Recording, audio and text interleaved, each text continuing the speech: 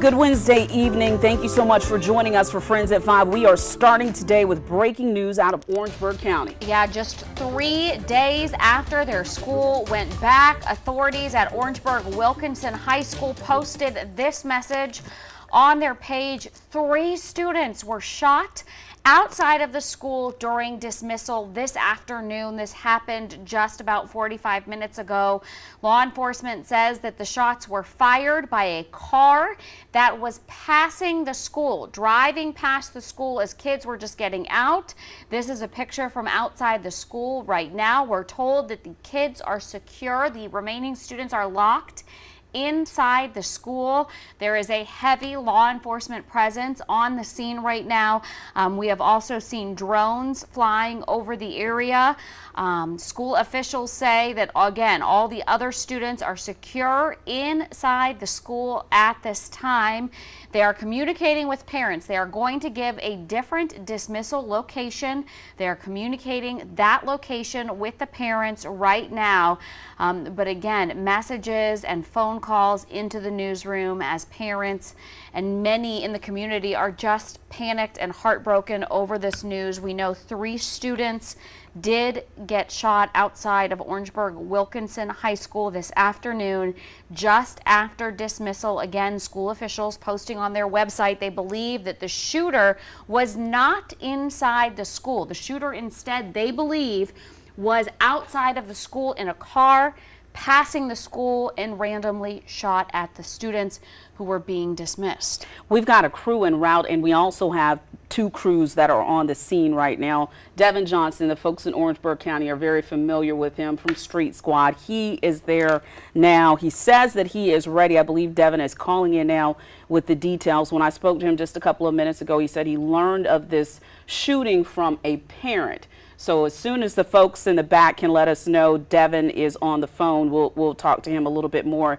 in depth. But again, Andrea, as you mentioned, school has been in session for 3 days now in Orangeburg County, and this obviously is something that you don't want to hear about anywhere in the world. And when it happens in your community, it is even that much more difficult to understand what happened. So what we've told you so far is all we know. We don't know if the shooter or shooters have been apprehended. We don't know where law enforcement is in their search for these people. We don't know the condition of the 3 students who were injured. What we do know from the post from Orangeburg County School District is that they're going to continue to update parents on social media. And so that's where we're trying to get our information as well. I've even personally put in a call to Sheriff Ravenel. Obviously, Darcy Strickland is not the first person he's trying to get back to. Right. But we are doing the best that we can on this end to make sure we get as much information to you all as possible. But what we do know we can tell you, and we speak for law enforcement when we say, do not go to the scene. That is the very last thing that they want you to do, is to go to Orangeburg-Wilkinson High School right now. If you're not familiar with Orangeburg-Wilkinson High School, there's about 1,089 students at the high school. Again, that's grades 9 through 12. That makes it the 91st largest public high school in South Carolina. They just went back to school. Classes just resumed this Monday. So these students have only been in class for just 3 short days. And Darcy, it's just incredible to me because we thought as journalists, as parents, what we were worrying about this school year was COVID-19 and whether or not our students were going to wear masks. This is nothing that anybody expected, you know, in their worst nightmare to happen. Not at all. And again, folks, I know some of you probably in Orangeburg County are watching and having a level of frustration that we're not able to give you more information than we can at this moment. But that's why we have crews en route. That's why Devin Johnson is on the scene. And that's why you see Andrea and I with our phones in our hands. It's because Orangeburg County has told us that they're going to communicate via social media. So as we're getting the information, we're bringing it into you. Let me just say this, Jamie Harrison, who we know well and is the DNC chair now, and a face that we have had many times here on News 19, he just posted on Twitter. He says gun violence has no boundaries. He was actually commenting on WLTX's story online. He says gun violence has no boundaries and touches every person in the community. He says this is my high school and my alma mater and the school in which I taught social studies, my hometown of Orangeburg, South Carolina. I'm thinking about the Bruin community, their students and family. So again, Jamie Harrison, a well-known Democratic politician here in South Carolina, saying that this was his high school, his alma mater, where he used to be a teacher before he went into politics full-time. And he says gun violence has no boundaries and touches every person in every community. Law enforcement, we know, is on the scene. Law enforcement, from what we're hearing from parents who are now reaching out to us, had all of the students secured inside the school building. Again, those 3 students who were injured, we do not know the result or the severity of their injuries, but we know gunshots were fired from a vehicle driving by the school during dismissal. So this was not what you would necessarily call an active shooter situation within the school. It appears that this perpetrator, or whoever it was, the number of people is still unknown, was someone who was driving by after school dismissal, and these students were victims of that violence. Again, the message that you see on your screen is the one that we got into our information center. Devin Johnson has been very active in that community, so he actually had a local business owner call him and tell him that he needed to make it over to Orangeburg-Wilkinson High School as soon as he could in order to try to figure out what was going on. Looking right now, obviously we want to find the conditions on those students. Nothing has been released. Looking to try to figure out if they are okay. We don't know anything. Nothing has been said by the school or by law enforcement. As far as the kids' conditions, you know, we will of course get that information to you. I keep looking for it because I just want to know that those babies are okay, Darce, and this is just awful and heartbreaking and so upsetting. As a mom, you know, you send your babies to school, like I said, and we were all worrying about COVID-19 and never thinking about gun violence being something to threaten our children on just the 3rd day of school. So this is a heartbreaking situation. Absolutely it is, and we have reached out to our hospital system. We know that Palmetto Health, Richland, Prisma, the Children's Hospital here in Columbia, is the trauma center. Right. So children who have suffered the worst injuries are treated at that hospital, and so obviously there are lots of security and HIPAA and lots of things, protocols that are in place to protect the identity of these families if those children make it here. But as Andrea said, our goal and our hope and what we want to make sure that we can communicate to you all at home in the very near future is that those kids are okay. So we are going to continue to monitor the situation. Of course, we have multiple teams in Orangeburg right now gathering information for you, and we will break in our newscast with the very latest. As we continue to update you on our breaking news today, the shooting over at Orangeburg-Wilkinson High School this afternoon. We first got word of this shooting at dismissal around 4:30 this afternoon. The update within the last 10 minutes is that we now know the students who were shot do not have life-threatening injuries. Yeah, this is the question that Darcy and I have been asking for the last hour. Very nervous because we did not hear a word on the conditions of the 3 students who we know were shot outside the high school. Again, we want to reiterate this was not an active shooter inside the walls of Orangeburg-Wilkinson. This was an active shooter outside the high school. And authorities said it was somebody who drove by in a car and opened fire on students who were just being dismissed for the day.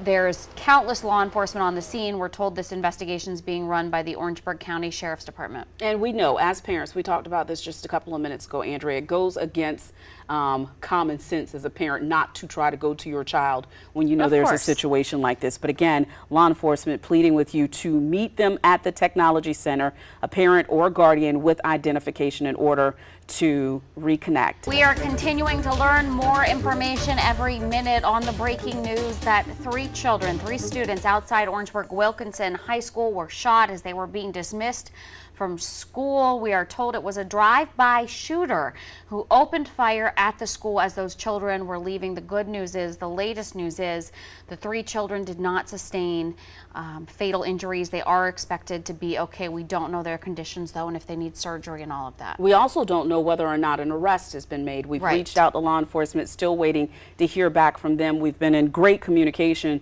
with the school district, and again, about 15 minutes after 5, they said, parents, do not come to the school, come to the technology center, and that's where you can pick up your students. Our team coverage is going to continue now. Right. We want to check in with Nija Hood, who's just outside that technology center where no doubt it's a chaotic situation. Nija.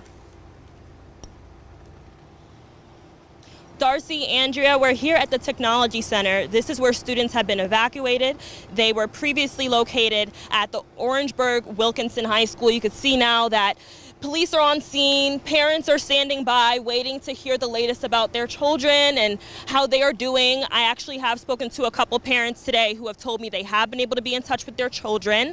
Some are pretty impatient. They've been waiting, standing by for an hour to get any information they can get. Overall, from what I've heard, they have been able to get in touch with their children, are just waiting to hear back more information. We're currently standing by to find out any latest developments, and as we find that out, we will bring that to you.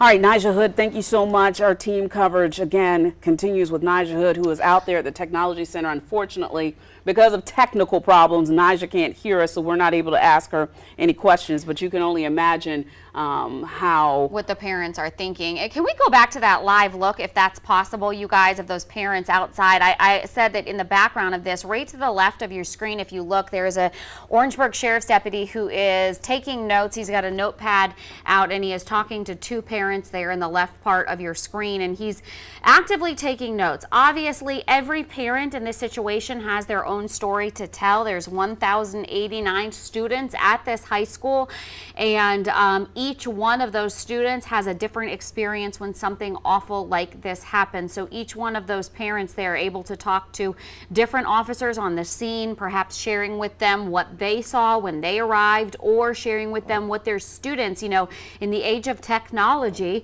the cell phone is a blessing in a situation like this, because students immediately jump online and try to talk to their parents. We heard one mom say she got a Facebook message from her son, who was inside waiting for football practice to start inside the gym, and jumped on Facebook and messaged his mom, and being protective of his own mom, he told News 19's Devin Johnson, he told his mom, don't come to school, Mom, there's been a shooting. So trying to protect his mom.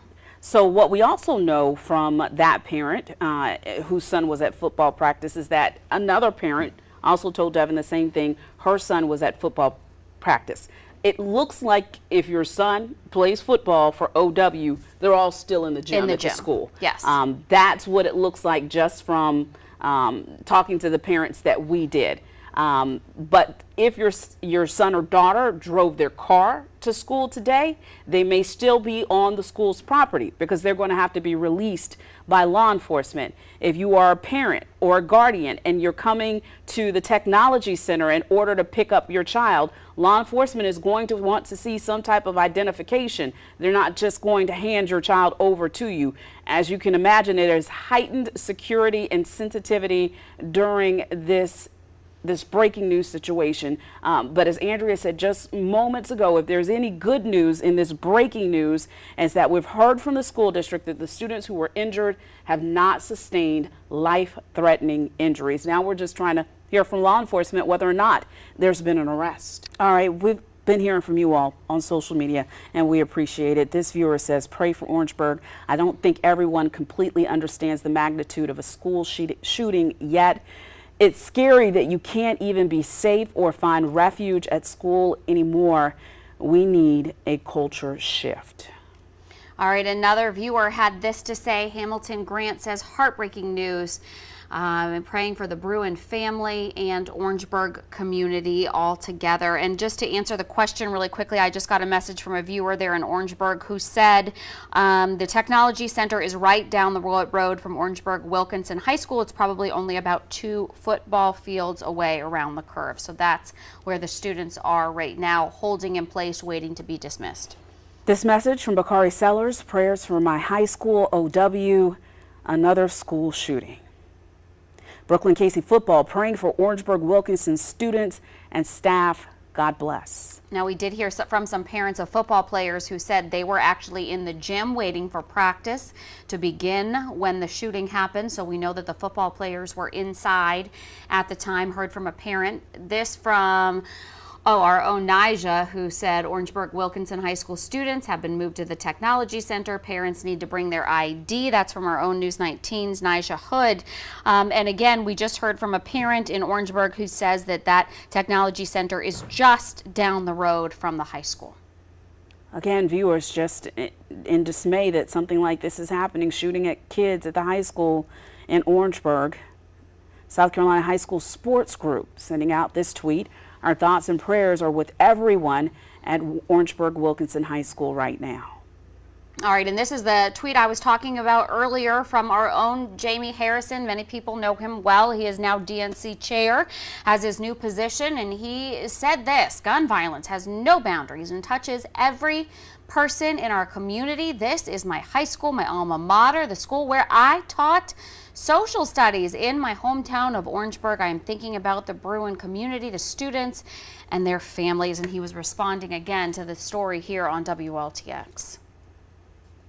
Again, we've got live coverage from Orangeburg as we continue to follow the developments of this shooting early this afternoon at dismissal at Orangeburg-Wilkinson High School. We are at the Technology Center.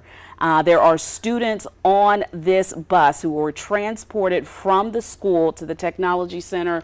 Thanking our viewers for updating us on the distance from the high school to the Technology Center. Our viewer, Andrea, tweeted at you and said, what now? Kobe Boyd, thank you so much. You said, I'm watching you in Darcy now. I heard the question that you asked your journalist. The Technology Center is right down the road from OW High School. It's just about 2 football fields away and around the curve. Thank you, Kobe, for letting us know that. You know, here's the scene, though, of these parents. We have seen these folks gathered now.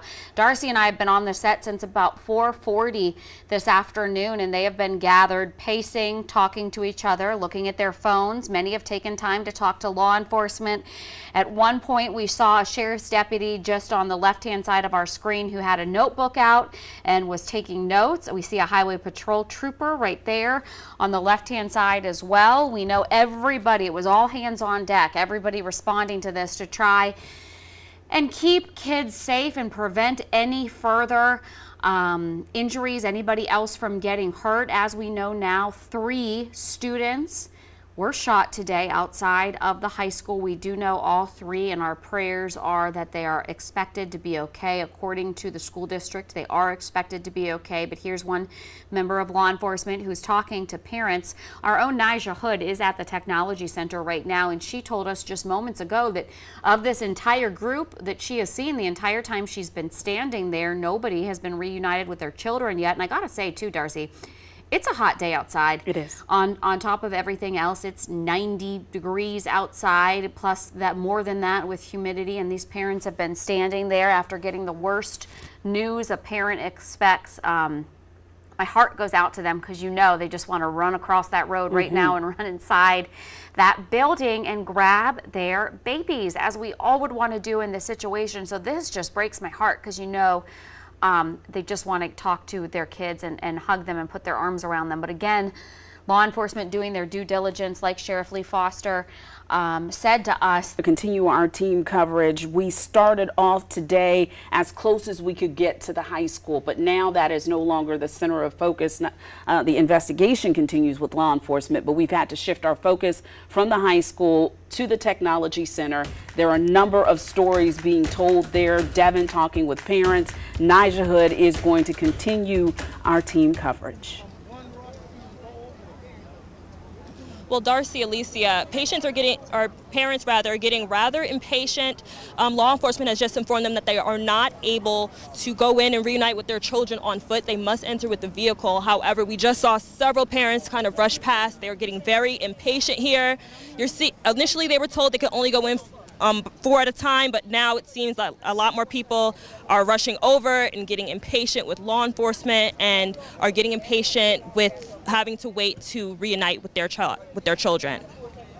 Nija, quick question. What was the reason that law enforcement gave these parents as to why that they would have to be in a vehicle in order to be reunified with their student?